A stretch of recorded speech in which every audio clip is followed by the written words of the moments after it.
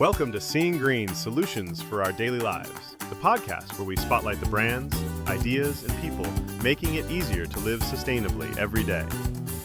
Today's episode is part of our Spotlight series, a deep dive into one of our Seeing Green Solutionists of the day.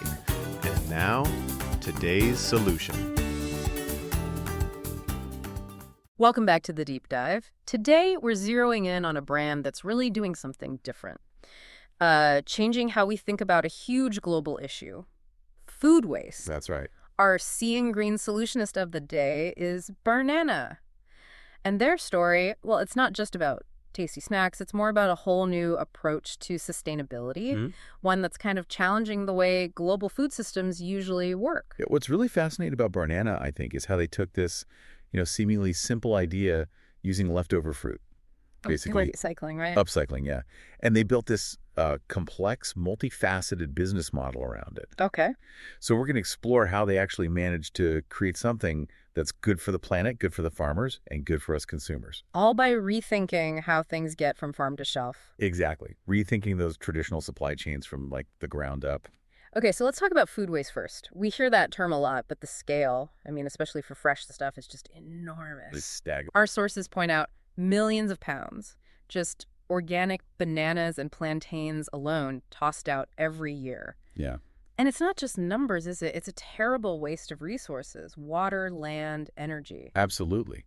And it hits certain groups harder. You mean the smaller farms? Yeah, exactly. Those smaller, often more remote, sometimes indigenous farms, say in Latin America. Right. They're not the big industrial guys. They're often families, Yeah. And they face huge hurdles with that long export journey. So their perfectly good fruit might get rejected just because it looks a bit off. Or just spoils. Cosmetic standards, logistical nightmares. Yeah. It all adds up. A lot of waste happens before it even gets close to a store. Okay. So that's the massive problem. How does Barnana step in? What's their core idea? Well, the problem is deeply systemic, like you said. Those traditional markets, they want that perfect-looking banana, the one that lasts forever on the shelf. Which is tough for small farms, especially in places like the Amazon where Barnana focuses. Right. They can't always meet those export standards consistently. Yeah. So a big chunk of their harvest. Wasted. Yeah. So Barnana's innovation, their core idea, sips right into that gap. Yeah. It's simple, really. Take those organic bananas and plantains that would otherwise be chucked out. The imperfect ones. The imperfect ones, yeah. And turn them into snacks. People actually want to eat craveable snacks, they call them. Okay, simple idea. But making it work must be the hard part. That's where the genius is, yeah. In the execution. Because it's not just about, buying the fruit. It's how they do it, right? You mentioned tackling waste at the source. Setting up facilities in remote areas, building trust, dealing with logistics. That sounds like a pretty big mountain to climb. How did they actually manage that? Yeah, you've nailed the core challenge there. And also, Barnana's solution. The sources really highlight this. They didn't just decide to buy the discard fruit. They committed to building the infrastructure. Locally, right there, to process it right where it's grown. And that's not just logistics. It's a huge commitment to those communities. Setting up local facilities, it solves multiple problems at once. Like what? Well, it cuts down the transport headaches for that imperfect fruit, obviously. It reduces the waste right after harvest. And, importantly, it creates local jobs. Makes sense. But those initial hurdles, money, regulations, getting farmers on board. Oh, for sure. Big initial investment. Navigating local rules. Yeah. And maybe the biggest thing, building real long-term trust. Especially with communities maybe wary of big companies. Exactly. Communities that might have been exploited or just ignored before. So it took transparent communication, showing they were serious about fair deals. How do they show that? Through direct sourcing agreements. Consistent, predictable demand for that fruit. That built the trust. That shift then from just being a buyer to being like an actual partner in the community, that feels key. It's pivotal, yeah. It really underlines that point you made. Sustainability is the business model for them. It is, not just an add-on. And that goes deep into the farmer relationships, doesn't it? How does this farm-to-shelf thing change the game for these small farms? Especially given how vulnerable they usually are. It totally flips the script. It's a complete paradigm shift from that usual, take it or leave it situation. Where they're just price takers. Right. At the mercy of volatile prices, strict export rules, Barnana comes in, builds direct relationships, and offers, first off, a reliable new income stream. For fruit they couldn't sell before. Exactly, for the stuff the export market rejects. So if a banana isn't perfectly straight or spotless for a shelf miles away, Barnana says, we want it. Wow, so it literally creates a market where there wasn't one for that part of their harvest. Precisely. Which leads to the second big thing. Yeah. Reliable, predictable income. That stability must be huge for family farms. It's transformative. Lets them plan, invest back into their land, break out of precarious cycles. And I think I read they pay better prices, too. They do. The sources say up to 30% above market prices for this upcycled fruit. 30%. Yeah. Which isn't just, fair. It's an active investment in making these communities financially stronger. Okay, hold on. Paying above market, setting up local processing. How do they make that work financially? Isn't the food industry usually about cutting costs? That's a sharp question. Yeah. And it really points to how innovative their whole model is.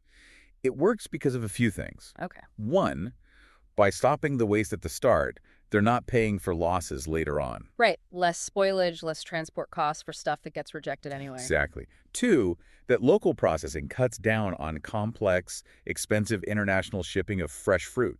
They've optimized the whole chain. Streamlined it. Yeah. And third, they've built a brand people trust, a premium brand based on sustainability, ethics, quality. So consumers are willing to pay a bit more for that. It seems so. People who care about ethical sourcing, about upcycling, they'll pay a fair price. And that lets Barnana pay the farmers better. It proves that sustainable business can actually be profitable then. If you re-engineer the system, yes. And it's not just money. They also help farmers get organic certification, which boosts quality and sustainability. Okay, so on the individual farmer level, the benefits are clear. Big impact. But what about the bigger picture? How does this help build, say, more resilient food systems or economies overall? Yeah, that's where you see the ripple effect. Investing in these long-term, fair partnerships, it does way more than just help one farmer. It lifts the whole community. It helps build resilient rural economies, yeah.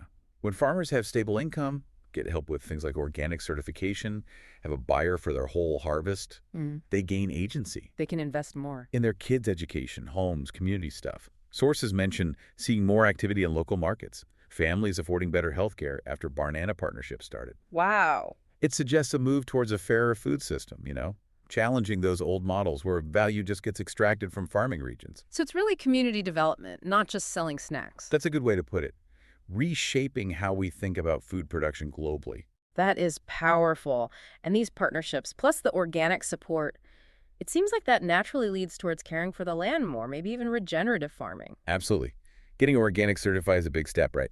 But Barnana's whole model, because it's long-term, it encourages farmers to think long-term, too. How so? Well, if you have a stable income and a reliable buyer, you're more likely and more able to invest in practices that improve your land's health over time. Instead of just pushing for maximum yield right now, maybe in ways that hurt the soil. Exactly. So our sources suggest that by building these stable relationships, sharing knowledge, Barnana creates an environment where regenerative agriculture becomes economically viable for these farmers, not just some nice idea. Okay, so for our listeners, the term regenerative gets used a lot. Yeah. What does it actually mean in practice? What are farmers doing differently than just, say, organic? Good question. Crucial difference. Organic is mainly about avoiding things, synthetic pesticides, fertilizers. Regenerative ag aims to actively restore and enhance the ecosystem. Okay, so it's proactive. Very much so. We're talking about things like cover cropping. Planting things to protect the soil when the main crop isn't growing. Exactly. Protects and enriches the soil.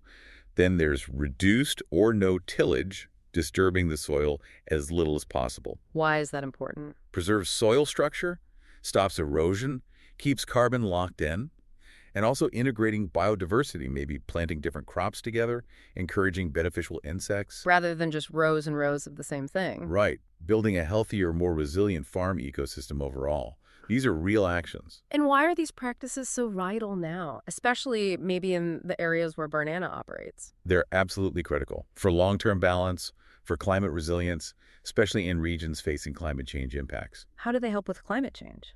Well, healthy soil holds more water, making farms tougher during droughts.